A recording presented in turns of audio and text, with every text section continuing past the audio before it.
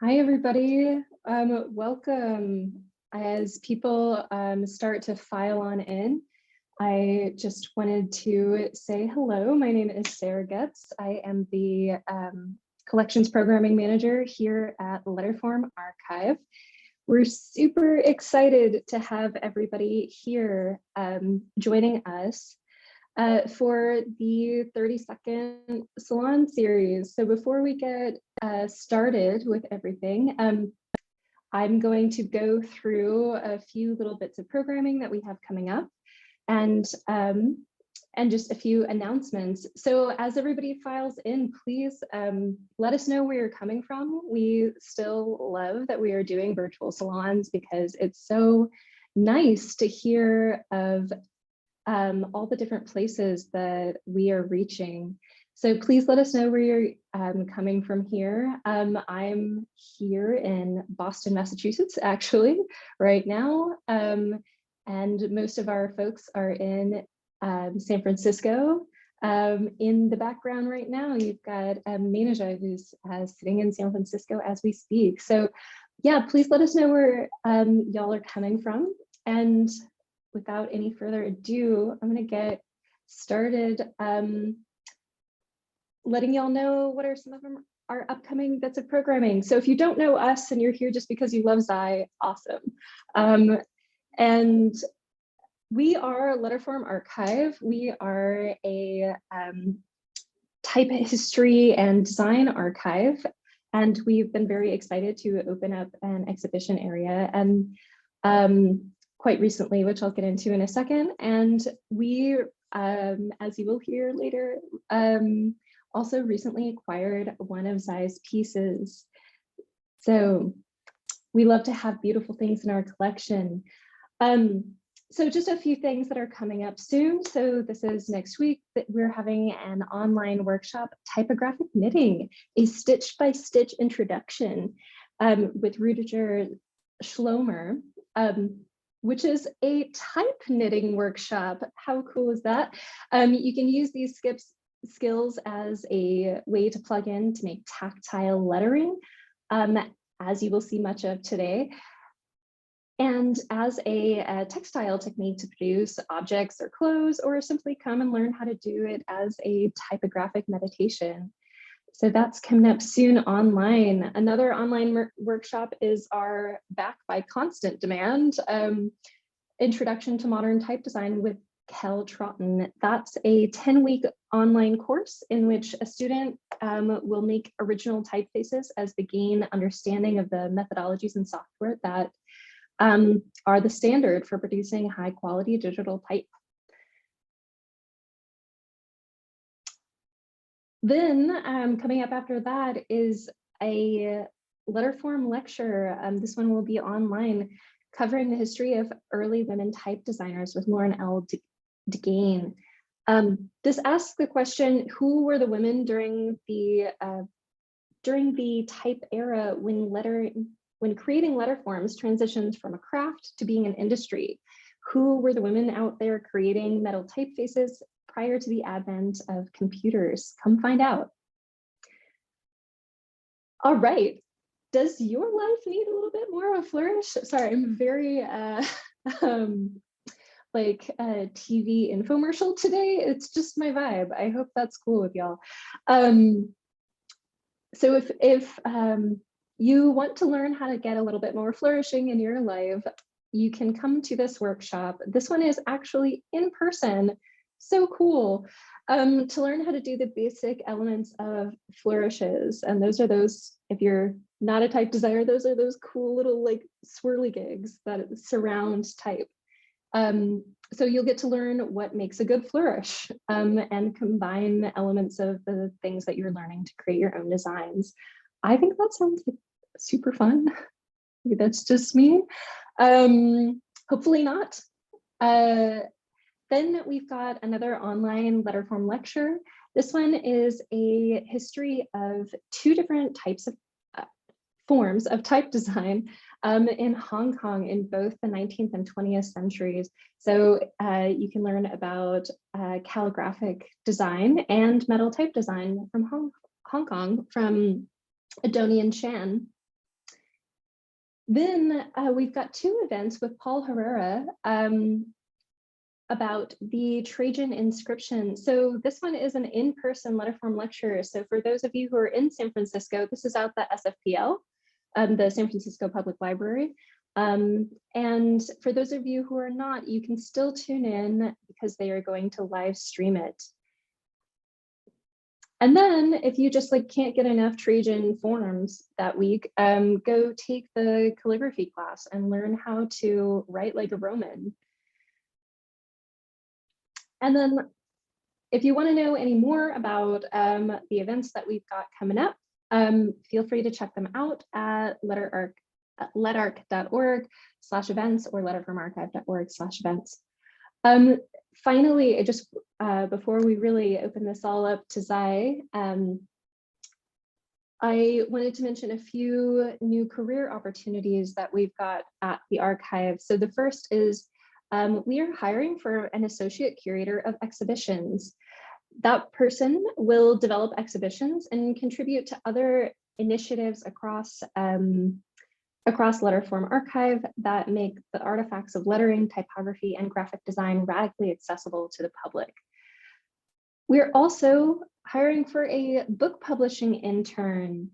This intern will work with the publishing crew to do a variety of marketing and editorial tasks while getting to know the collection and getting to know how our book publishing works.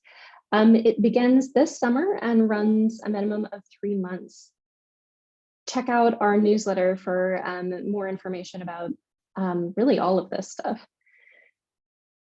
Also, finally, new gallery hours. So we just extended our gallery hours for our current exhibition, Bauhaus Typography at 100, through most of June. So we are open until June 26th, and we're very, very, very, very excited to share that we have some extended hours. So we are now open late until 8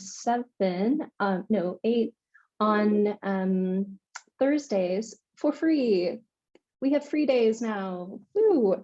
From 1 to 8, you can come in and check out our stuff. Check out our exhibitions. Then we also now have Sunday hours. For those of you who are not satisfied with just our Saturday hours, you can come every day on the weekend now. So please stop by. It's super fun. All right, so if you are just tuning in, please always tell us where you're coming from in the chat. We love to hear from you. We are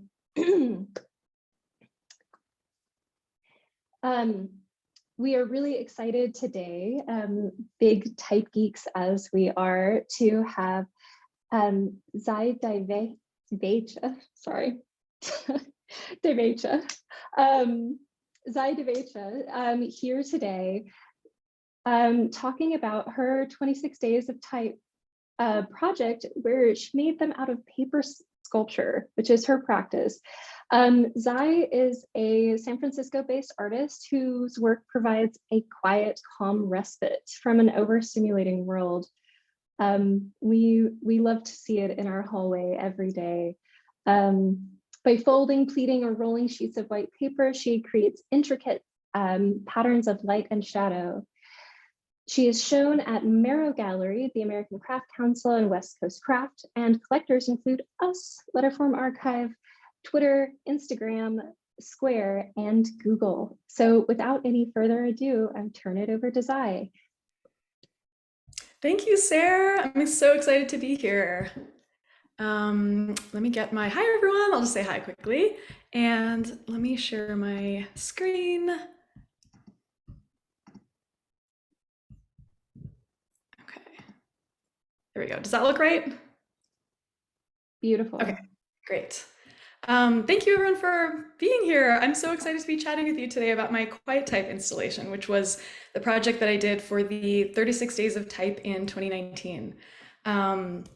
yeah, this was one of the big projects of my career that really shifted a lot of things in my practice and really opened up a lot of new avenues for me. And it's one of my favorite projects that I've ever done. And I'm so honored that it found a permanent home at the Letterform Archive. So I'm excited to be chatting with you about it today.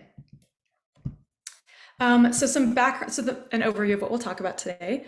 First, I'll give you some background on me and my work. If you're obviously one of my followers, you already know my work, but if you're coming from Letterform Archives community, you probably have no idea who I am. So some background on me. I'll explain what the 36 Days of Type Challenge is, how it works, how I personally went about approaching the challenge, what I ended up making, and I'll share a bunch of reflections on the experience and lessons that I took away from it. We'll end with a little paper pleating demo. That's one of the many techniques that I use in paper folding and working with paper, and it's kind of fun to show the process start to finish. So we'll do a little deep dive into one of my techniques toward the end, and then we'll do Q&A.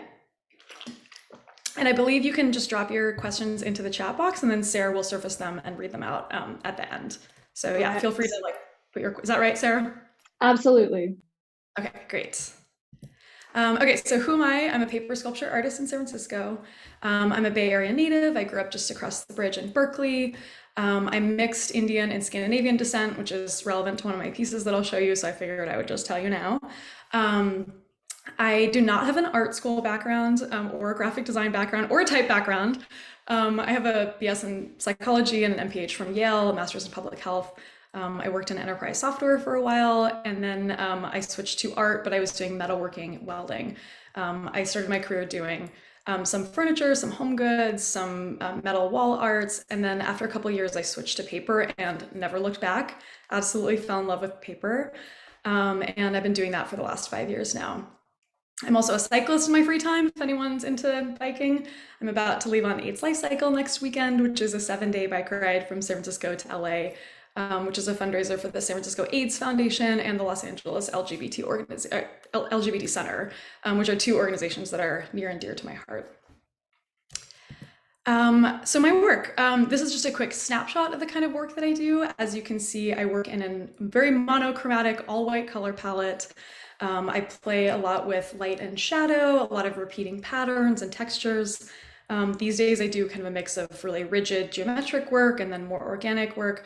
And you'll see from this project that actually came, a lot of what I consider as like my signature style really came out of the 36 Days of Type challenge. It was like this crucible that really helped me develop my visual language and really like hone my practice. So yeah, so I'll give you some specific examples of my work these days.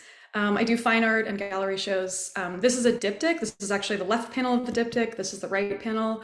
This piece is called Mixed, and it's about my mixed heritage. It explores, it references the hometowns of 3 generations back on both sides of my family. So this is Diu, Gujarat in India. This is Two Harbors, Minnesota on my mom's side, Scandinavian descent. And this piece kind of talks about, or explores the dichotomies that shaped my experience of being mixed. So collectivist societies versus individualist societies, enmeshment versus isolation, really big interconnected community versus small nuclear family. I've also done really large installations. So this is a big piece that I did at Twitter a couple years ago. This is all hand-folded paper. And then this one, for this part, it includes some projected light effects. My partner does projection mapping for work. And so we collaborated on this project to add little animated light effects to this piece. This is an installation, kind of a salon style gallery wall that I did at PricewaterhouseCoopers. It explores landmarks in California history. Here's another piece at the same company in a different boardroom. I've also been doing stop motion lately. So I've been having so much fun with this over the last year. I've been using my paper sculptures as props to shoot stop motion videos and then adding Foley sound effects to them. Here's another example.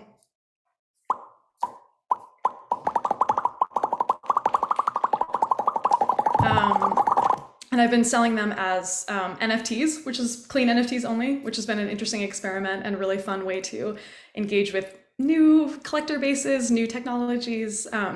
It's been a really, really fun experiment over the last year. This is a more recent piece that I did using a technique called replacement animation, where every single frame of the video is a different paper sculpture. So, and each one's slightly different. So as you can see, the leaves appear as you go back on this piece. And yeah, it's a very fun, tedious, I love artwork that involves tedious, repetitive things. So I feel like stop motion is the perfect way to level up, bring to life my paper sculpture process. Okay, so far we've talked about no typography and no letters, but we will get to that now. So this is a little snapshot into my quiet type, which is the name of this piece, of this project. And yeah, let's go into how and why I made this. So for those of you who aren't familiar with the 36 Days of Type, it's a global design competition, happens every spring. It takes place online, it's free to participate. The year that I did it, I think about 5,000 folks participated in this competition. It's basically a design challenge where every day you make one letter and you post it on Instagram by a certain day with a very specific set of hashtags so that it can be easily searched. So everyone does an A on the same day, everyone does a B the next day, everyone does a C the next day, etc. And we go through the letters A through Z and then the digits 0 through 9. It's a very fast-paced competition. It's very community-oriented. Everyone learns about a lot of other artists and designers and illustrators. Here's some examples of the types of work that are submitted for this. As you can see, it's really graphic design heavy, a lot of digital animation, some 3D modeling, really like bold, abstract, colorful. Yeah, super cool group of artists, illustrators, designers who take part in this every year. I found out about it because my friend Simona Bunarjeva did it the year before. She's an incredibly talented illustrator, artist, designer, just an amazing person and a great friend of mine.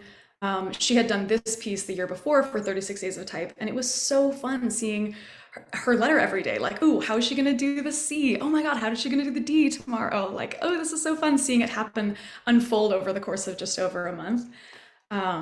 So I had known that she'd done this the year before, and at the time in 2019, I was like, I just finished the big Twitter installation. I was craving the feeling of having structure for like some kind of daily challenge.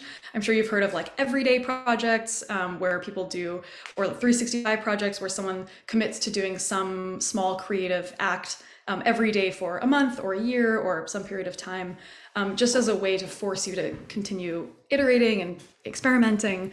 And I was kind of craving, like, I think I need that energy in my life of like, okay, really disciplined about generating a bunch of new ideas.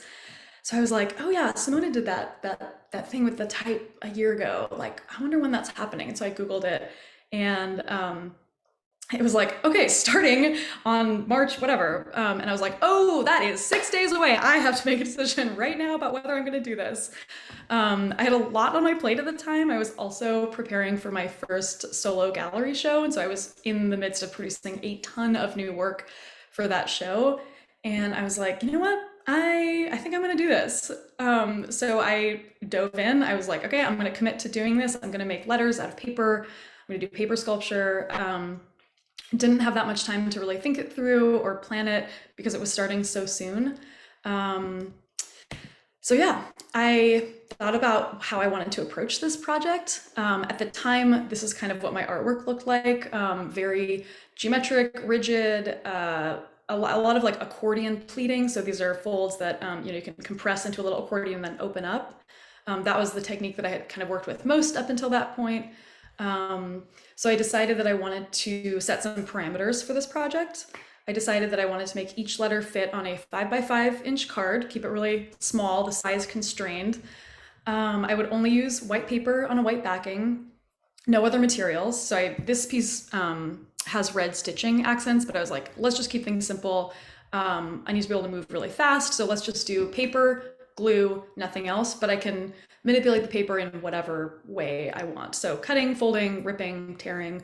I was kind of open to any sort of paper manipulation as long as it stayed in an all white color palette and used only paper and glue. Yeah, so those are the parameters. Here's how the process ended up happening. This is kind of a retrospective look at my process. I don't think I went into it having planned out what my process was going to be. So typically what I would do is first I would decide if the letter form itself lent itself to a specific type or of texture or pattern. And I'll elaborate a lot more on that. But the short version is sometimes I felt like there was a really natural match between the shape of the letter or the number and the paper technique I wanted to use. And sometimes it was like, no, let me just fill the outline with some kind of texture. Then I would make a very small physical mock-up of the texture or the pattern. So for instance, for this number 2, I was like, I think I want to try quilling. Quilling is where you roll paper into little spirals and then you glue them or display them basically vertically. So you're looking down onto the cylinder. I think I did one test this large and I was like, great, good enough. Got to move fast here. I've got to post this thing in 5 hours. So I cannot dilly-dally here.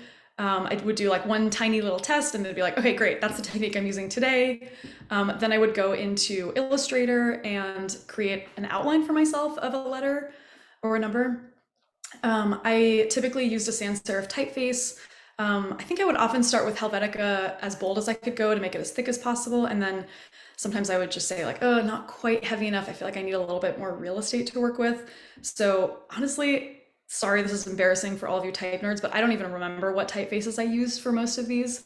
I was really just looking for blocky letters that gave me a lot of surface area to work with. And I would use that as kind of my guiding, like, okay, let me just fill this general shape and it should be this general size. Then I would make the paper sculpture, and we will go into a lot more examples of how I would do that. I would adhere it to the backing card, and then I would be under a little bit of a time crunch to photograph it, edit the photo, and then share it on Instagram with all of the correct hashtags by 4 p.m. every day, which was the deadline in my time zone. So it was kind of a fire drill most days. I would say for most of the letters, I made it on the day that it was due. So I would wake up and be like, oh God, I gotta make the K today. Okay, I gotta go to like get this done as soon as possible. So I was working under a pretty intense time crunch every single day. Every once in a while I would be like, okay, I can make 3 letters tonight. I'm just gonna stay here till 2 a.m. I'm gonna buy myself the weekend so I can get out of the studio and get on my bike this weekend and not have to be in here every day. So a few times I was able to batch process, but for the most part, it was mostly fire drills. All right. So as I mentioned earlier, for some of the letters, there was a really natural fit between the fold that I wanted to try out or the technique that I wanted to test out and the letter form, or the letter form inspired the fold pattern. And then some letters, it was just, okay, let me just take a repeating pattern or motif and just fill the outline. So that's kind of the main, the main 2 categories that I thought of when I was approaching designing each of these letters. So I'm going to give you a bunch of examples. We're going to show a lot of specific examples of letters that I made and how I made them. And we'll start with this technique. So filling the outline of the letter form with a repeating pattern. So for this C, I drew the outline of kind of a crescent moon shape. As you can probably guess, I did not use a specific typeface for this. I just drew out a moon shape and then filled it with tiny little rolled cones. This is what I use a plotter cutter to cut and to do my cutting and scoring. So I would design the cut pattern in Illustrator and then send it to this machine that would do some cutting for me. I'll show you that in the paper plating demo at the end. But this is an actual screenshot of my actual cut file for this project. So here are the half circles that I used to make each cone. And then this was my little diagram to show how big it looks from the top view once it's folded. So that way I could map out how many cones I needed.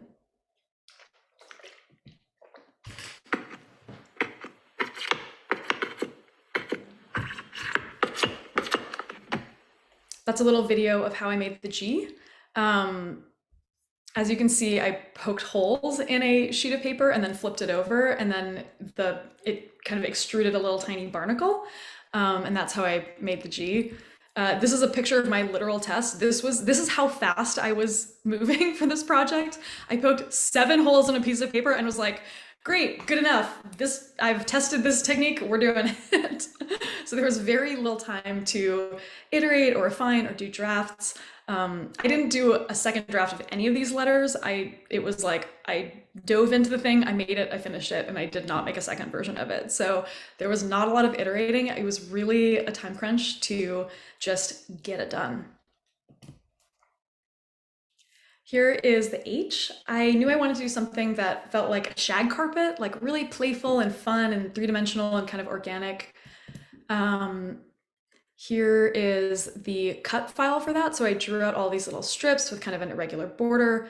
And then I manually with a tool kind of curled them the way that you might curl ribbon on a birthday gift.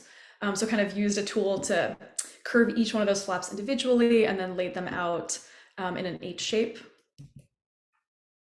The N is a collection of kind of cut and lifted flaps. So I drew a series of teardrops in Illustrator and then cut out all these little flaps and then again poked each one out and then manually kind of shaped each one into a little curve.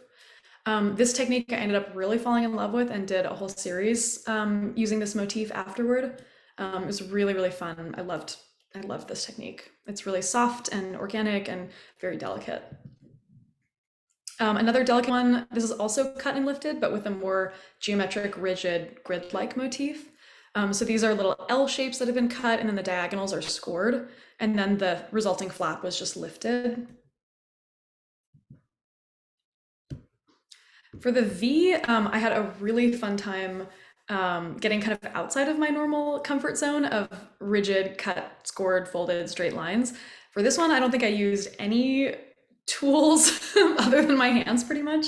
I tore strips of paper, soaked them in water, kind of crumpled them, massaged them into little loops, and then kind of pressed the loops together, let them dry, and then glued them all down in this kind of like organic coral-like shape. So this was really fun, really outside of my normal way of working with paper. I'm normally very, as you can probably guess, very rigid and controlled and planned about where each sheet of paper is going, each fold, each cut line, each score line. So this was like, oh, I'm just being all intuitive and organic with my process, which is not normally how I work. So this was really fun. And I think I did one large piece using this technique. Totally different way of working, different way of using my brain, much more letting my hands lead the process rather than my brain. For the X, I took the idea of making spitballs. This is, don't worry, not my actual spit. I tore little pieces of paper, soaked them in water, and then crumpled them up into tiny little balls, like packed them really tightly, let them all dry overnight, and then glued them all down. Again, not something I had ever done before. I have not used this technique in a piece, but it was really fun working with it more like clay, honestly. The Z is a series of, again, cut like incised flaps that have been lifted. In this case, it was a series of nested V's, and then I lifted each flap, each V up to a different height. And it creates some really fun patterns with the light and shadow here, just because of the way that it's oriented. As you can see, this was the test that I did. Again, really truly testing the absolute bare minimum for a technique before diving in. This was the entirety of my prototype before I was like, all right, design the Z, let's do it. This is what's happening. Here's the 4. This one is made up of a series of little flaps that look sort of like scales. This is what each flap looked like. So the top flaps look like this, and then these ones nest underneath it, and you can see the diagonal lines are kind of where the flap is lifted. This is kind of a fun brain teaser, little geometry puzzle. So here's a good example where I abstracted the shape of the number. I wanted something that was really grid-like, and so I just played around with a grid and made it look as close to a 4 as possible. This wasn't based on any specific typeface. Okay, so that should give you a good sense of filling the outline of the letter form with a repeating pattern. Now let's talk about situations where I matched either the fold technique or paper technique to the letter form, or where the letter form itself inspired the type of fold pattern, which I think is more interesting. These ones were really fun and really pleasing because it felt like, ooh, yes, this is perfect. This is the right shape for the right letter form. Really, really pleasing to do this series. So starting with the A, I had learned how to do this kind of pleat. It made a perfect equilateral triangle, and I was like, you know what? That looks like an abstracted A. Let's go with it. This is really fun and rigid and three-dimensional. It's got some fun depth to it. Um, I actually recently used the same technique in a large installation that I did at Unity, the tech company. I made one of these that's literally 10 times the size. It's like 30 inches wide and about 5 inches deep. That's what the cut pattern looked like. So the green lines are score lines, and then the red is the cut line. Yeah, and then so it looks sort of like that. That was my test. And then this is what the finished piece looked like. For the D, I used one of my favorite pleating patterns, but instead of doing it in a straight line, I folded it sort of like the way a slinky might open or an accordion might open. It's a really fun pattern. I've used this in a lot of different kinds of work, both really big and really small. And it just makes this perfect little starburst if you open it like that, like a book or like a slinky. And I looked like a half circle, and I was like, great, this looks like a D. I think this is perfect. It's legible as a D if in the context of other letters. I think if you just saw it on its own, it wouldn't necessarily look like a letter form, but I figured in the context of an alphabet, it would be legible as a D. Here's the E. This one was really fun. My studio mate, Emmy Grannis, at the time, who's also one of my really good friends, is a jeweler. And at the time, she was doing a lot of rings with little tiny baguette diamonds, which are like these long, narrow, rectangular, faceted diamonds. And so she and I were playing around with her jewels, and I was like, hey, that looks like an E. Let's do that for the E. Let's do 3 bars with kind of like gemstone facets. And yeah, so that's how the E was born. That one was, I think, a really fun, another example of a letter where I kind of abstracted the form. Again, on its own, you wouldn't read this as an E, but in the context of an alphabet, I think it's pretty clear what letter this is supposed to be. This, in case you're curious, is what the cut and fold pattern looked like to make each of those E blocks or bars. This is kind of more traditional paper craft where you make low poly faceted forms out of paper, and there are little tabs that like tuck under that are tucked and glued. I'm using this technique a lot these days in my work with obviously more complicated forms than this, but this is kind of one of the first times that I tried doing low poly paper craft. And that technique has really stuck with me. I've had a lot of fun with it, doing more complex shapes more recently. Here's the J. This is a different example of a pleat pattern that can also be opened and folded like an accordion. I thought curving letters would be a really fun and obvious fit for this, since you can move these little accordions in any kind of curve back and forth. So a J seemed like the perfect example to show that little accordion opening up. The M, another example of a letter where the pleat pattern it was so obvious. I was like, well, obviously it has to be, this pleat pattern is full of zigzags anyway. And so W's and M's, I was like, okay, gotta do the classic Mura pleat pattern is what that pattern's called. I did not invent this pleat pattern. This is used in a handful of other applications. But yeah, again, did not use the letter form or typeface as a guide for this one. I just picked a section of the pleat and modified it so that the proportions seemed legible as an M, and yeah, went with it. Here's the O, a nice like chunky, blocky, faceted form. Again, this is using that kind of traditional paper craft approach. This is again one of the first times that I had used that technique, and I do a lot of stuff with shapes like this now. This is what that shape looks like unfolded. I will say I have gotten a lot better at designing these. This is a waste of space and really tedious and not very efficient the way that I laid this out. Now I would do this in a much more compact method, but at least you can see how the flat paper pattern relates to the final piece. And then this was my template for how it's laid out on the sheet of paper. The Q, I think this might be my favorite letter, at least in this moment, in this reflection a couple years out from this project. I think the Q is my favorite. For this one, I was thinking about it really came from the letter form itself. I was thinking about, the Q is like a circle or an ellipse, and then it has this beautiful tail that's coming off. If we made it a little bit more abstract and like rigid, we could do a perfect circle with like a little tail coming out as one of like a little radial, stripe. What if we did something where, that really focused the emphasis on this kind of like stripy radial pattern emanating from the center, and then the tail can just be an extension of that. So for this one, I made a very tiny little accordion strip, really, really narrow, tiny folds, arranged it in a circle, and then extended this part longer to make the tail coming out. It just feels, I just love how elegant and simple this one is, and it just feels like the perfect fit. Like this was the right pattern for the right shape. And I feel a lot of affection for this cue. Here is the S. So again, another, I think I actually reused the pattern from the J for this one, but on a smaller scale. Again, I knew I wanted to do something that was used an accordion fold, because you can just do a really fun curve with it, just by kind of manipulating the shape of it.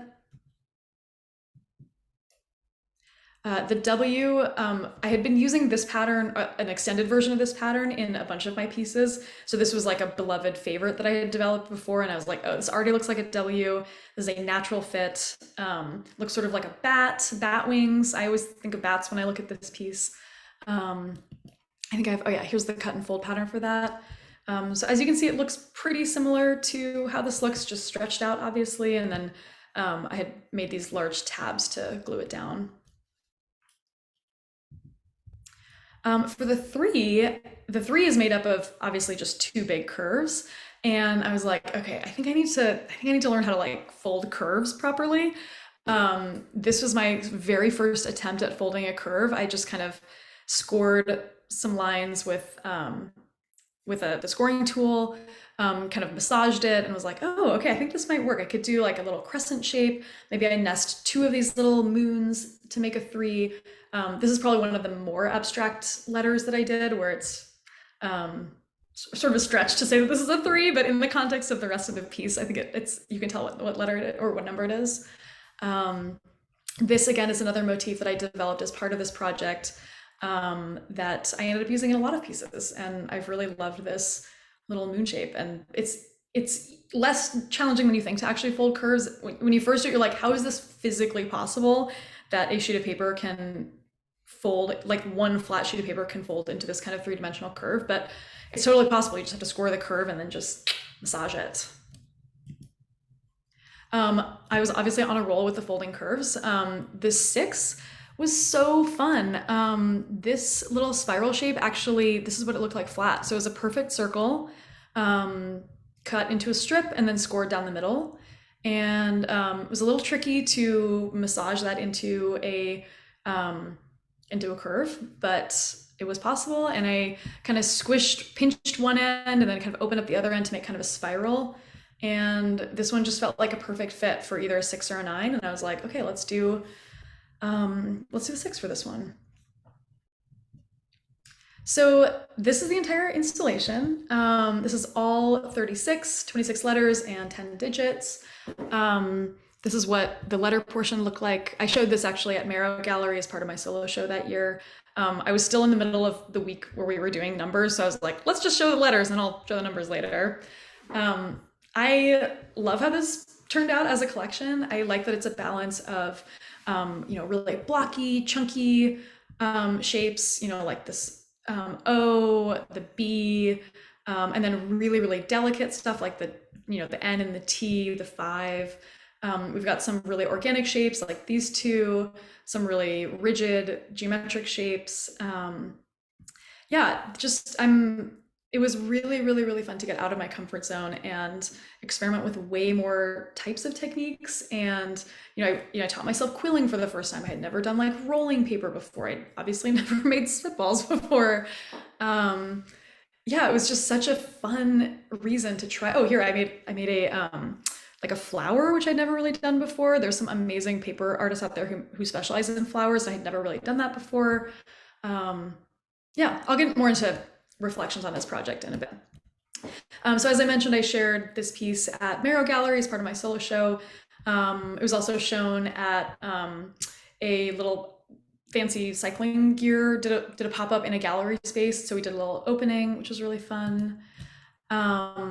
Adobe actually sponsored the 36 Days of Type competition that year, and they picked 6 winners. And I was selected as one of those 6 winners that year. We all got an Adobe Creative Cloud subscription for a year, which is cool.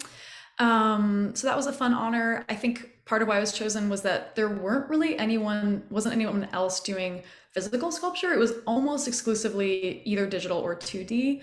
That year, I think I was one of maybe only a very small handful of folks who did anything physical or three-dimensional or sculptural. So yeah. And then nothing happened for a couple of years. And I was like, okay, I kind of was wondering like, oh, I wonder who's gonna buy this? Like, is this right for is there a company that would want to have this on their wall? Would anyone want to buy this for their home? Like, and after a couple of years, I was like, all right, maybe it's just destined to be mine. Like maybe this was just my passion project that was a gift to me from me, and I learned all this stuff, and maybe it's never gonna find its home. And then Letter from Archive reached out, and they had seen I had a piece at Daily Driver, which is the bagel shop that's downstairs in the same building, American Industrial Center. And there was a little piece of paper on the wall that had a little like about the artist, and it included some photos of my alphabet. And folks from Letter from Archive got in touch, and they were like, "Hey, you're a local artist. This is pretty cool. Could we come see this?" And yeah, fast forward a little bit, they ended up acquiring it, and to me, this felt like the absolute most meaningful, best possible home for this piece. To be surrounded by people who love typography, love graphic design. I love that it's open to the public.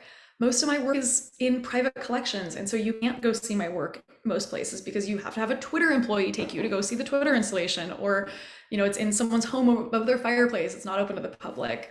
So the idea that either educational groups or type nerds or people who just love letter forms would be able to come see this just felt so amazing and so perfect. And yeah, I truly never thought that this piece would find a home, period. And I definitely never thought it would be a home that is such a good fit and so meaningful as this. So it's really meant a lot to me that this is now in the permanent collection of Letter from Archive. I'd love to share some reflections on this project since it was such a big turning point in my art career. So first, I learned a lot of lessons about my own creative process. As you might guess, I'm a little bit of a perfectionist with my work. And this project really forced me to truly ingrain in my head that done is better than perfect. As I mentioned several times throughout, I often had to do the bare minimum of a test and then be like, okay, that's enough testing, time to make the final piece, no time to do second drafts. We're just gonna do it and it's gonna be good enough and I'm gonna move on to the next one. So it was just great practice at like just churning out work and not stressing over it and not like waiting until it's perfect to release it. It was really like make the thing, put it out there and move on and don't even have time to reflect on whether it was good or not. There were some letters that I posted and I was like, you know what? Not happy with that. Don't love it, but it's done. It also forced me to really develop a routine around the entire like project management of each piece. So like concepting, prototyping, designing the piece, producing it, photographing it, editing the photographs, and then sharing it. Being able to like having to do that entire process every single day for 36 days really helped me get very structured in the way that I produce work. And I think that's really, in reflecting, I definitely still have that where I'm like, okay, great, now I'm in this phase, now I'm in this phase, now I'm in this phase. And it really forced me to apply a lot of structure to my process that I still use to this day. I also learned that I worked very well with deadlines, structure, and accountability. No surprise there. Having to post by a certain time every day forced me to get into the studio, forced me to make work, forced me to put it out there, forced me to not agonize over whether it was good enough. And I honestly love the accountability, the social momentum of having friends say like, oh my God, I can't wait to see your next letter.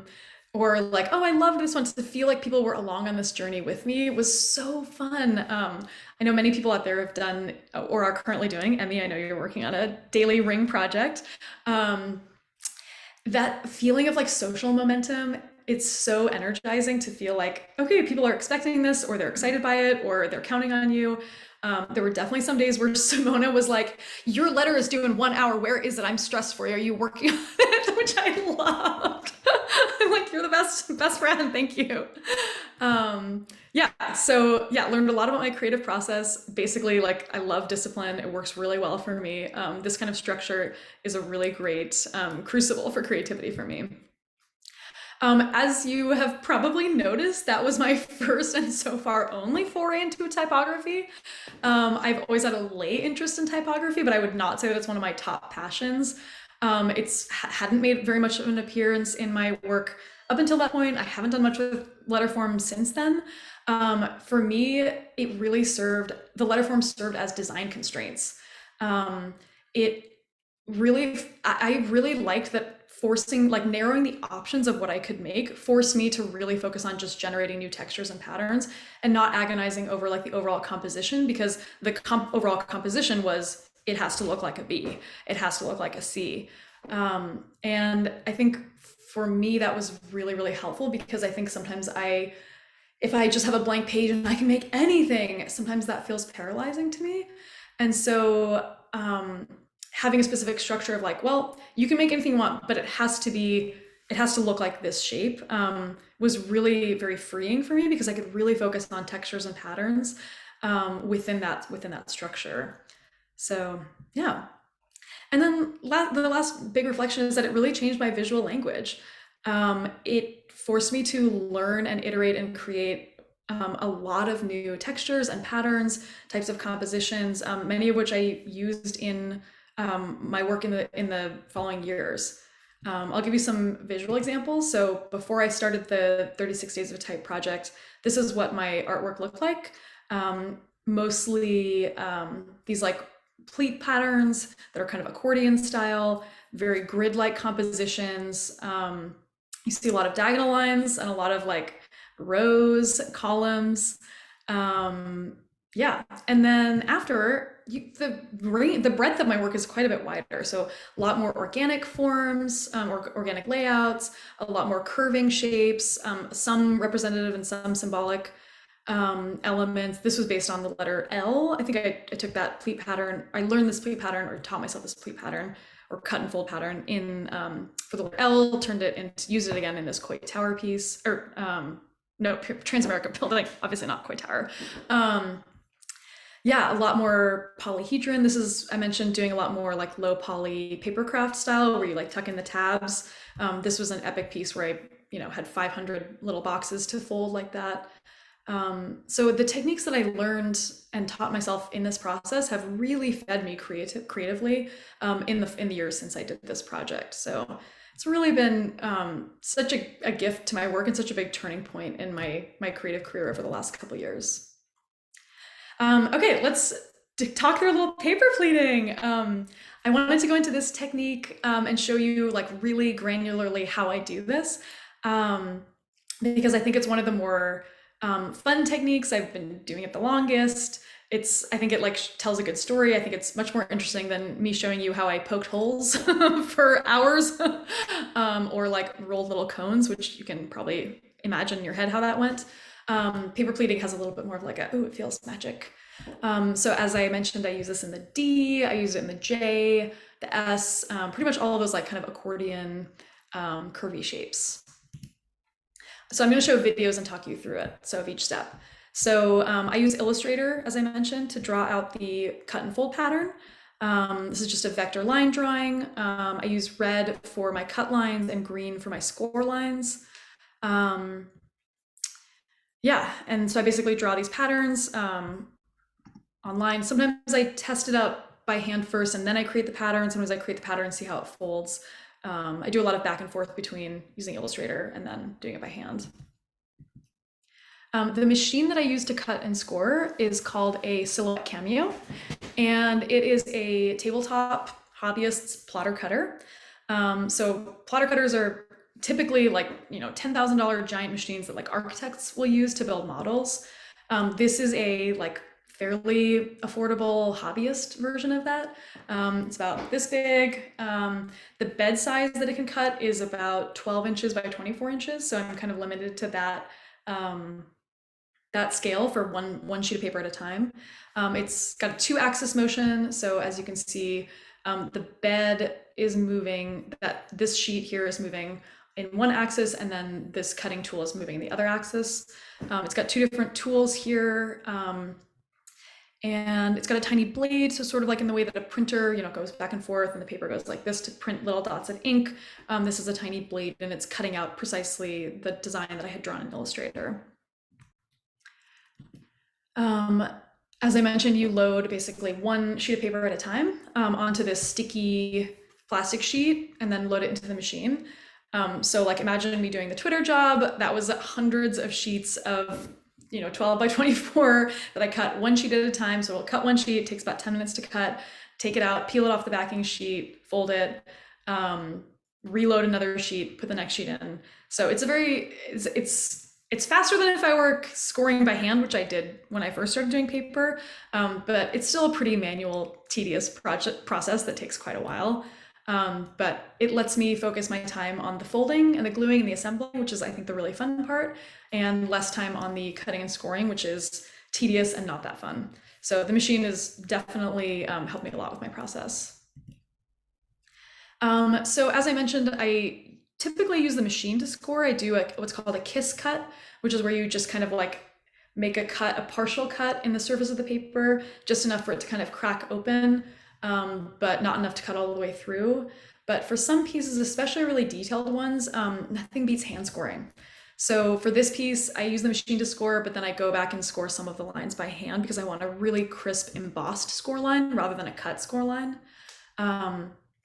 So in bookbinding, traditionally folks use what's called a bone folder to make score lines, which is kind of a flat tool with like kind of narrows to like a little ridge, and then you use that point to compress or emboss a line to fold. I found that the kerf on a bone folder is a little bit too wide for this really detailed work, and so I use the back of an X-Acto blade, which I have broken off the tip and sanded it down. This is a very dull tool, and it makes just a really nice crisp score line. So yeah, I've had the same, I was looking at my tool yesterday and thinking like, wow, I've been using this same exact X-Acto blade for 5 years now. It's literally the same tool I use since I started doing paper folding. Okay, so I'll do some hand scoring, and then it's time to fold. So for many of these pleat patterns, I think if you have a question, I think you can go ahead and just type it in the chat, and then Sarah will read them out loud at the end. So first let me explain a valley versus a mountain fold. So as you're looking at this, if you're looking at it from the top down, anything that's coming at you like a little mountain is called a mountain fold, and anything that's kind of concave is considered a valley fold. Obviously, if you take this and you flip it over, they become inverted. So valley folds become mountain folds become valley folds. So the first step is to pleat a long accordion. So a little series of back and forth folds, mountain, valley.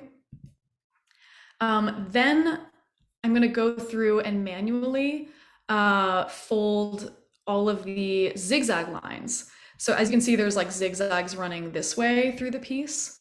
And with my left hand, I'm popping in a valley fold zigzag. And then with my right hand, I'm popping out a mountain fold zigzag.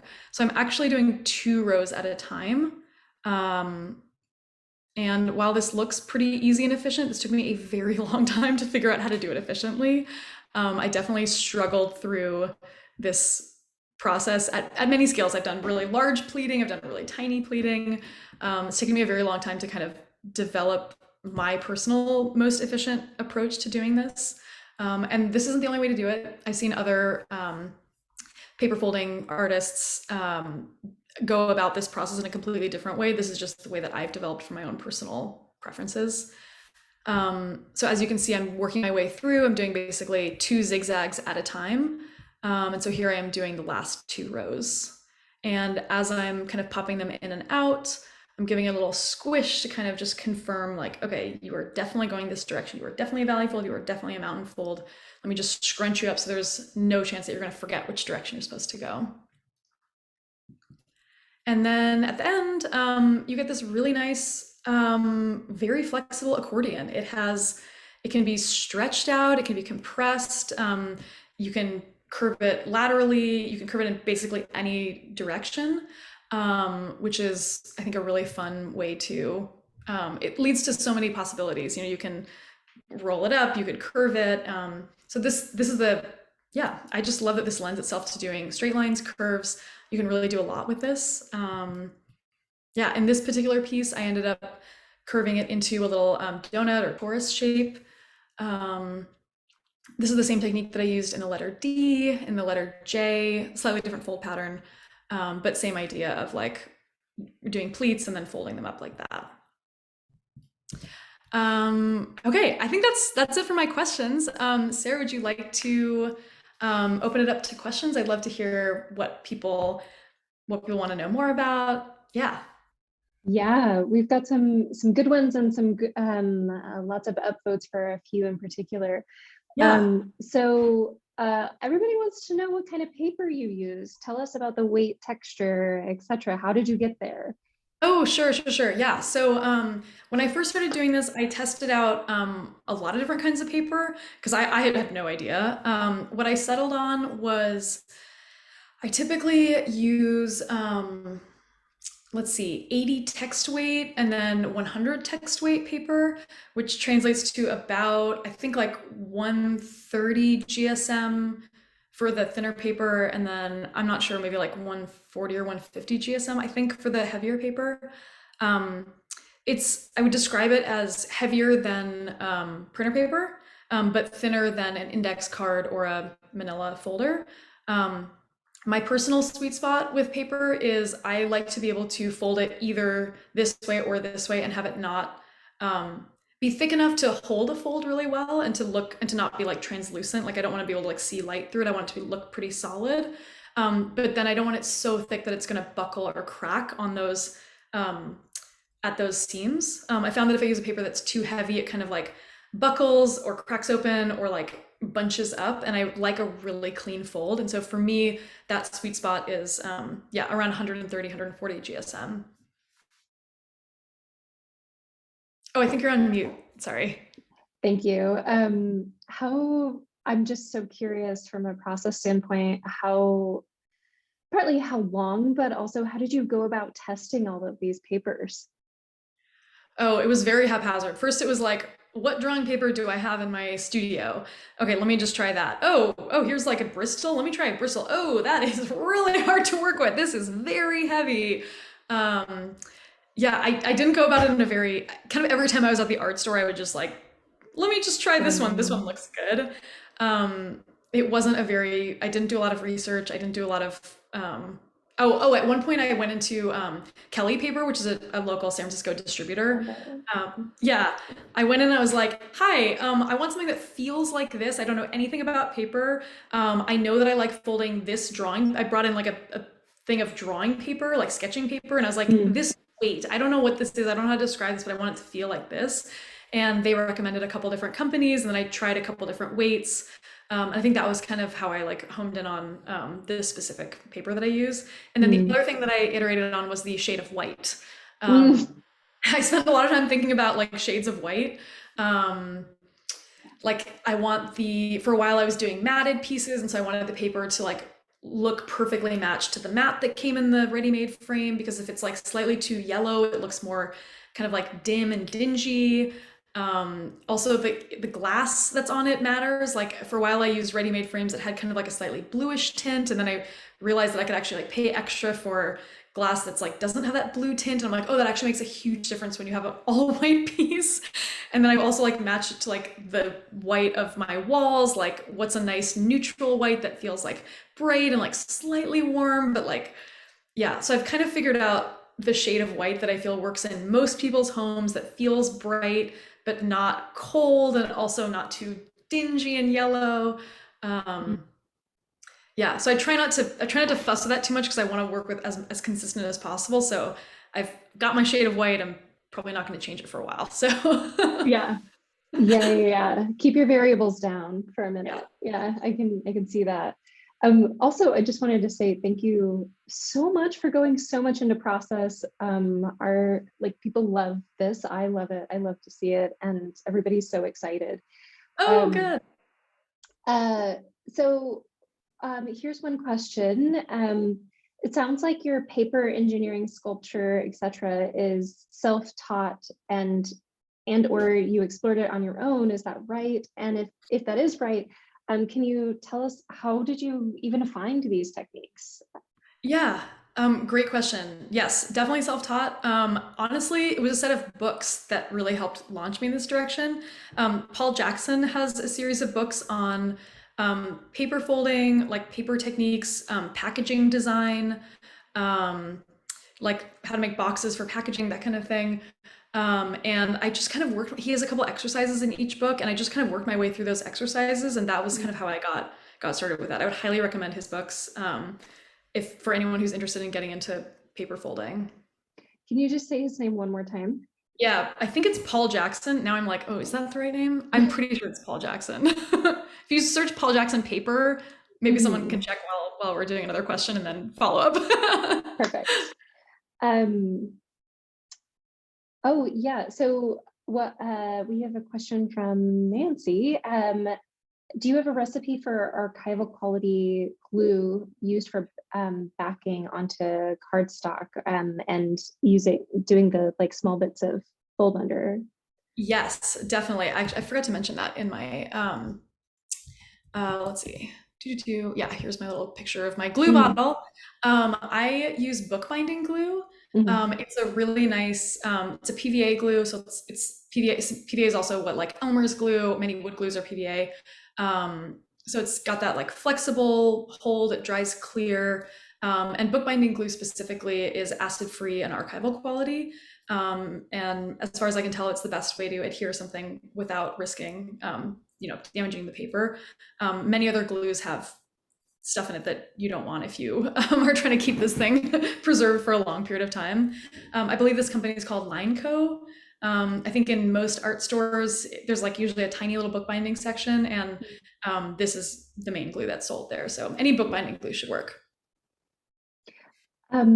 Laura Sarah wants to know if, well, first of all, she says, I would love to see your artworks as tiles at Heath Ceramics. Have you experimented with creating your sculptures with plaster or a similar material?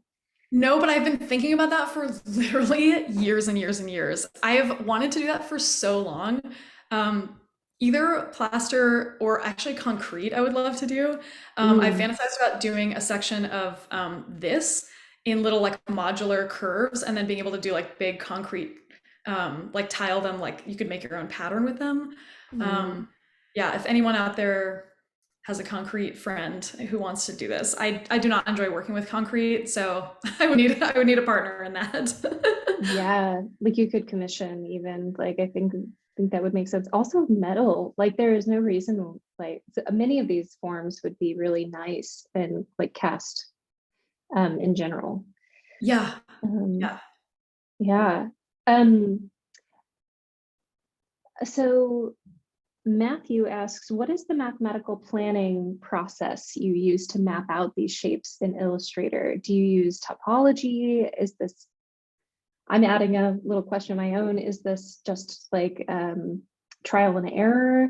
Do you think about this mathematically? Is math part of your process?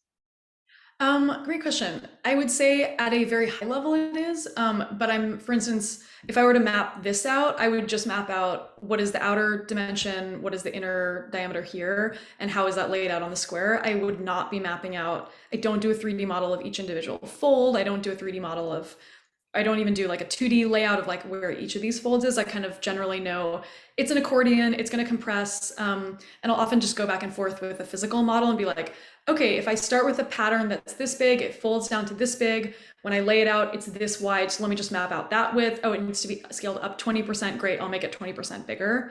Mm, So I would say I just do broad strokes mathematical layouts. I'm not in the weeds with like each individual fold and like, yeah, got you. So you're not like planning with sine curves or something like that. It no, is but every experiential. Yeah, I would say mostly, but then I kind of like back into like, okay, well, it needs to be maximum depth, in order to fit in the frame, it needs to be 1.5 inches or Mhm. less. So like, let me just scale this down a tiny bit so that it's underneath that. So I'm checking dimensions constantly. Um, but it depends on the Mhm. piece also. So if like I'm currently working on a series of, oh, I actually have some like, let's see, is this a good example? Um, hmm, there's shapes sort of like this, but a little bit more asymmetrical. Mhm. And, um, I have to make sure that they're like, each shape is proportionally the right size and it fits in the frame and the overall layout. I need to make them the right size so that I know how big it's going to be, once I put them all in the piece together. So yeah, I would say pieces vary in how much math I need to use. Yeah. Alfredo asks, given how much you learned from this project, would you ever consider doing another fast-paced series in the future? Selfishly want to see more.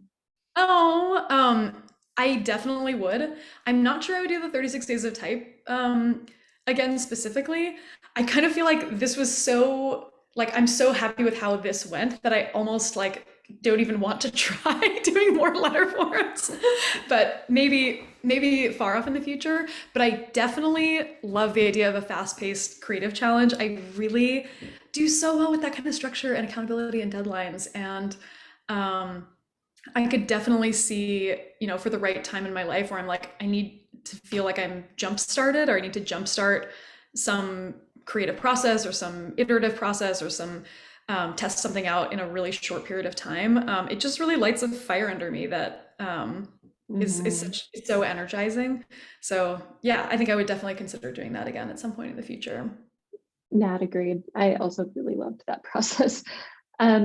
Laura asks, in response to this specifically, how about 36 days of emoji? Oh my God. That would be, honestly, I don't think I'm the right artist for that project, but I would love to see everyone else's take on each emoji. Like for folks who specialize in like expressive, um, or I Mhm. mean, I guess I immediately thought of the faces, but I guess there's lots of emojis that are not faces. I would absolutely love to see all of my designer and illustrator friends do this. I fully support this. Please go start this project, actually. I would love to make this happen, and so that I can watch from afar and cheer everyone on and delight in everyone's little scream faces and Yeah.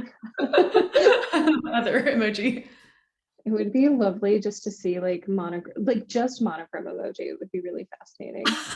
Um, um, um, Myra asks, how do you come up with what you will work on next? Like, is there a theme that you might work on? Um, Great question. I think this goes back to some like big picture business decisions and the way that I approach my work. I think for a long time I focused on commissions, and so either a company or a private collector would come to me and say like, oh, we want something for this space in our either office or wall, and then they would say like, I was like, okay, well, what style do you like? And they're like, oh, I like this piece of yours. I'm like, okay, cool. Let's like do something like that. Let's build on it in these ways. So it was a very collaborative process that was driven in large part by what the client wanted. And for a long time, that was very energizing, and I really liked working with people. Um, in the last year, I've kind of realized that I actually want a little bit more creative freedom, and so I've closed my commissions for a little while in order to be able to like really focus on what I want to make, and to be able to really dream really big and follow the inspiration like the second I have it, rather than being really like reactive and like responsive to other people's interests. Mm. And that's been a really fascinating process. So the first couple months of doing this, I was, like I said earlier, paralyzed by having too many options. Like I felt like completely unable to make decisions about what I wanted to do because I had so much latitude and it wasn't a narrow enough scope. Because as I think it's become pretty clear, I work very well with design constraints and like having narrow, being like, okay, you can be creative within this narrow box. And so the last maybe like 5 months, especially, have been a great exercise for me in learning how to really focus in on what's exciting to me, what do I want to focus on, and then going really deep on that and Mm. not feeling that stuck feeling. Mm. So right now I'm really into asymmetrical polyhedrons that are morphing and changing over time. And doing a lot of stop motion. So I'm combining both physical sculpture and then shooting it as stop motion videos. So doing companion pieces where there's like a physical wall art piece and then a stop motion video that comes with it. So I've been going really deep on that lately. So yeah, I mean, now I feel like I'm really following my passions, but it took me a long time to get to a place where I could really be like, out of all the options, like, what do I want to do? So that's pretty Mm, that's awesome. Guy asks, have you ever considered collaborating with other artists and working on printed and or painted paper? Ooh, I haven't specifically considered that, but that sounds like a really fun project. Collaborations can be really magical when they're with like the right person and you feel like you have a really good creative synergy and you really want to bring, your element and their element together into one piece. I feel like I have a backlog of things that I want to make anyway, so I feel like my bandwidth for collaborations is pretty low at the moment, but it's definitely something that I'd be open to in the future. Um, Myra asks, are you the only artist doing this type of work? I'm going to follow up on that one to say, who are some of the paper artists who inspire you? Yeah, sure. Okay, so let's see. Yossi Ben Abu is a friend of mine. He's an incredibly talented artist who does a lot of like low poly forms, but he works really his strong suit's color, in my opinion. He works with really fun, geometric, rigid layouts, a lot of repeating motifs like I do, but like goes hard on color. I really love he does stuff with gradients. His color palettes are really like unusual and fresh. As someone who is not very practiced in the world of color, I'm always delighted by the way that that he brings color into his pieces. Um, did you find it on? I did. Oh my gosh, so Okay. beautiful. Thank you, Rachel. And then let's see, Matthew Schlein is probably like the godfather of this field. He does low poly faceted forms that are like really very extruded, a lot of like tessellating shapes. He uses a lot of like Islamic tile motifs that kind of tessellate together. And it's got kind of like, he often has like a kind of a wavy, like parametric feeling to a lot of his work. Um, let's see. Reina Takahashi is a friend of mine. Completely different style, but an amazing paper artist. She does a lot of like editorial work for magazines, and that she's done a lot of illustrate like paper illustrations for the New York Times. Hers are like delightful and sweet. She does a lot of like food or like medicine or like plants or like architecture. She and I are actually going to be in a group show at Heron Arts this summer. That's actually all paper. Oh, I should just talk about the show. It opens July 9th at Heron Arts in Soma in San Francisco, and it's a group show of all paper artists, including me and Reina. So it'll be super fun. I'm really excited to see the other artists because I don't know that many paper artists personally. So if you're into paper arts and you're in the Bay Area, I think that would definitely be a good show to check out. It hasn't been announced yet, but the opening is July 9th at Heron. Amazing. Somebody, I'm looking for the question to find out who, but somebody asked, uh, would you ever consider teaching a workshop on these things? Yeah, I'm definitely open to it. I've done a few workshops here and there. I taught one with the Level Up project maybe 2 years ago. It's I think I go through phases of like really enjoying teaching and then like not enjoying teaching as much. It's a lot of work, and I feel like I haven't quite figured out the right project to teach. I feel like I've taught some that are like way too technical and precise, and it's like there's only one right way to do this, and if you're doing it wrong, it's not going to turn out well. And I don't think that's really setting people up for success in a workshop. When I'm taking a workshop, I like it when someone's like, here are some key techniques and here are all the ways you can run with it. Go have fun and go play. And I feel like my current work is too rigid and controlled to to offer that at this point. So I think once I find the right project that really allows people to like be creative and run with their ideas and really build off it, I think that's when I'll feel really energized to teach. And I don't think I've found that right project yet. So definitely something I'm open to in the future. I don't feel like I've figured out the right project yet. Yeah, thank you for that. We're getting some more questions. A few more just popped into the chat. Uh,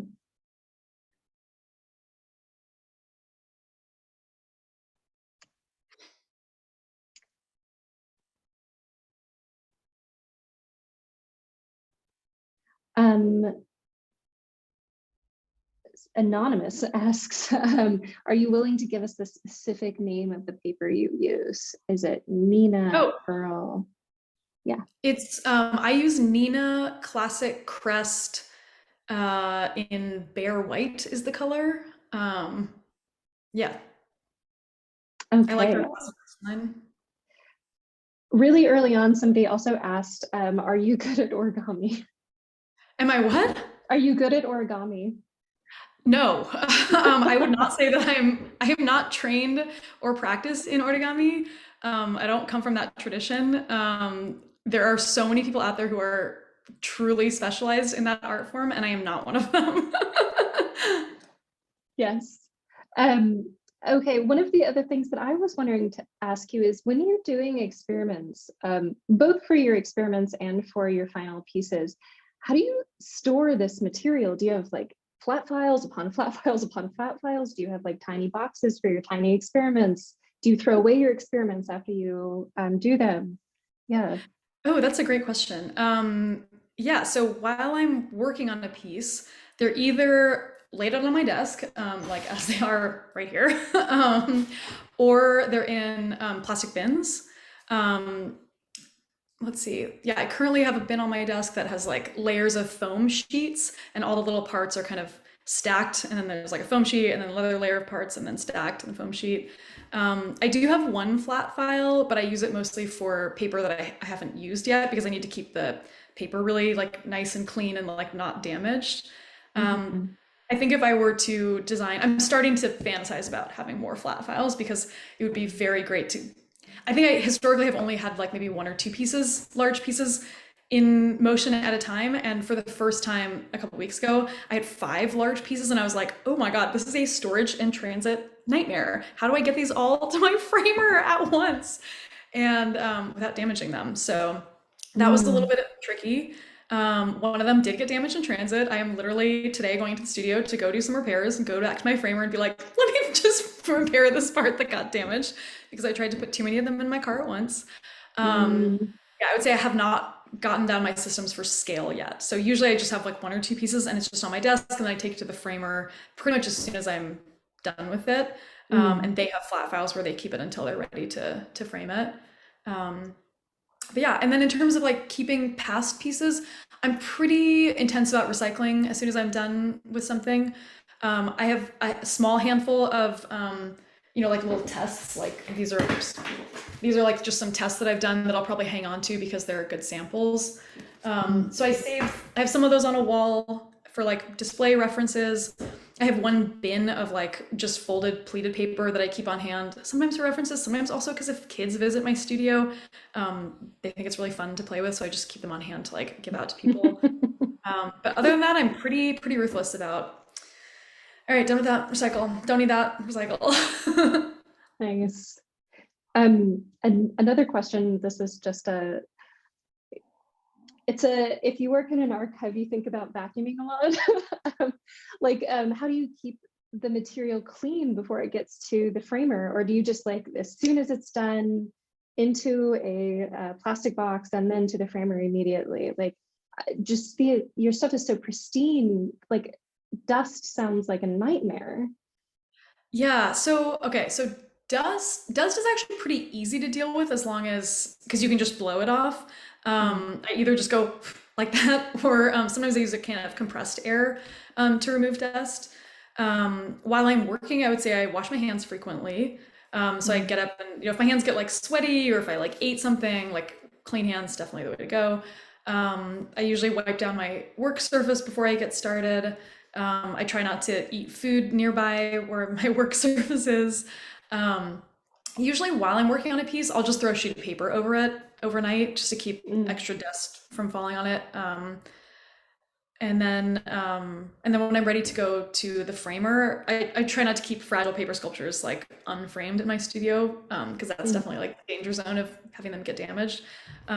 So I put it on like a foam core sheet and then cover it with a plastic sheet that's like taped down so that at Mm. least it's dust protected. And then as soon as it gets to the framer, they put it in a drawer. So it's safe until they put it in a frame. And I try to get everything framed.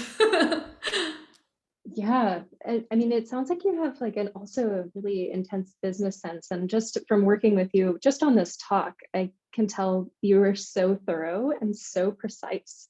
And I'm curious if the business sense was something that you just always had, or was it something that you developed as you were trying to get into doing this for a living? Um, I'm glad it comes across that way. I feel like many artists and solo entrepreneurs or creative small business owners that I am figuring everything out on the fly as I go. Um, Mm, I worked in public health briefly, and I also worked in tech for a while. And so I feel like, in comparison to artists that maybe have only had a fine art background, I did have a little corporate moment where I had to learn how to make decks and respond to stuff quickly and do email. And mhm, I'm grateful for that little window because I feel like it's helped me with some of like the organizational admin stuff in running a business. But a lot of mhm, it I'm figuring out on the fly as I go. And I have a group of friends who are also small business owners. Most of them are either creatives, makers, artists. We rely on each other a ton. Like, hey, like, so can you walk me through like art handling, or like, how do you do the postage meter thing? Like, you print your own labels at home. Can you help me with that? Um, mm, it's definitely a lot of knowledge sharing within my group of friends because we all have kind of different experiences and strong suits, and we help each other out a lot. So a lot of what I mm. know and have learned is through other small business owner friends of mine. Ah, thank you. You have given us so much this talk. It was incredibly generous of you to go this in depth and to talk about this project with us. Um, thank you. I haven't seen any additional questions yet. I think there's a, oh wait, there was one more about what was the name of the paper cutting machine again? Oh, a silhouette cameo. So Silhouette silhouette is the cameo. company, the product is the cameo. They have a bunch of different machines in different sizes. I'm using one from several models ago. I'm using the Cameo 3. They're currently on 4 and 4 Pro. Um, yeah, it's a total workhorse. Amazing. Um, I can see a few more in the Q&A that I can ask real quick because I guess we have please. more time. Thank you. Yeah, a lot of people are asking about what kind of glue you use. Yeah, I talked about that a little bit earlier. It's a bookbinding glue from Line Co. Bookbinding glue is a PVA glue that's super flexible and it's acid-free and archival quality. It's great for any sort of paper crafts. Amazing. Laura's also asking, how on earth do you glue the sides so clean and seamlessly to the surfaces or backgrounds? That's a great question. I try to do as much hidden as possible. So if it's a flat shape like this, it's very easy because I can just glue on the bottom face. Sometimes I'll fold little tabs so that the glue is on the underside and then glued down. For this piece in particular that you see on the screen, I think I did tiny dots of glue like here, here, here, here, here, like in the main points where it made contact with the paper. So as much as I can glue in a way that's hidden by the front piece, I always try to do that so it's not visible. Amazing. Laura is also saying, I would love to see your artworks as styles that heat ceramics. Have you I asked that one experimented? already, actually. Oh, you did that one already? Yeah. Oh, my Sorry. bad. I'm so sorry. Okay, because I guess that one was twice. Okay, so we've covered ceramics. We've covered papers. Yeah, a lot of people are like super curious about like materials and processes, understandably. Do you ever work with colored paper or only white? So far, only white. I really like the contrast that you can get with light and shadow with white paper. I feel like it gives you the highest contrast between, the facets that are illuminated by the light source and then ones that are in shadow. I feel like it would take away some of that contrast if I worked in color. Hmm. I'm definitely not saying never, like I might go into color one day, but I feel like I still have more to explore within this really quiet, calm palette before I go there. So I think for now, I'm enjoying the white color palette. Totally. Um, I guess, okay, so Myra has asked, are these all the same size? And of course, like you do work in different sizes. I was wondering to expand on this question a little bit, if you could talk about like your decisions around scale. Yeah, so for the alphabet, I knew I wanted to eventually put them in frames. And so I basically designed it to fit within a small frame. So all of the letters are all on a 5x5 inch card. But for my work outside of that, I really play with scale quite a bit. I have pleated pieces that are this big. I obviously have Twitter ones that are, the one at Twitter is 60 feet long. I have done a lot of like 8 and 10 foot long hanging installations made of paper. Lately for frame pieces, kind of 30x40 has been the size that I've been working with the most. Yeah, I really enjoy taking these patterns and scaling them up and scaling them down. And yeah, I like the variety of size. Thank you so much. Yeah, we've talked. I'm just trying to like cycle through the questions because there's so many that are like repeated-ish. Well, we have time for maybe one more, but also, Zai, if you've got any closing thoughts, you're welcome to do that. Yeah, sure. Well, this has been such a pleasure to go deep in my process, and thank you all so much for your interest in this piece and the way that I work. And I hope you can all get a chance to go see Kwai Type at Letterform Archive. Letterform Archive is such a cool, special, creative place, and I was super inspired when I saw the Bauhaus exhibit in person. It seems like a great community of folks who are really passionate about type and letterforms and calligraphy. I learned a lot when I was there. It was so much fun. It really felt like such an honor to have my work on their walls. And yeah, I feel very grateful for what I learned throughout this process and the fact that Letterform Archive offered it a home that's accessible to the public and now even free on some days of the week. Feels like such a gift and so special. And I encourage anyone who's interested in type to go check out Letterform Archive. Thank you so much, Zai. This was wonderful and just such a treat. And your work is such a lovely thing to be around. It's been really lovely. Thank you, everybody. Keep yourself, like, check back in a couple of weeks to find the recording on the website. And thank you all so much. Thank you so much, Sarah. Really appreciated it. Great chatting with you today. Thanks, Sai. Bye. Thank you, everyone else.